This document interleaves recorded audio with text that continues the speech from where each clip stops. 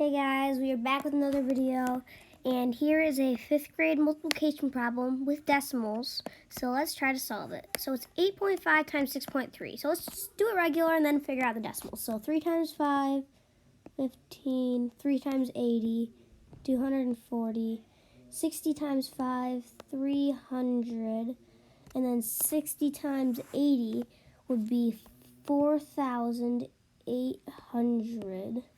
So then 0 plus 0 plus 0 plus 5 would be 5. 0 plus 0 plus 4 plus 1 would be 5. Then 8 plus 3 plus 2, that would be 13. Carry the 1. So then 1 plus 4, 5. And the 3 is there, so 3. So then now, since we have two decimals and there's one number after both the decimals, so we put it before the last two numbers. So then we come to a total of 53.55.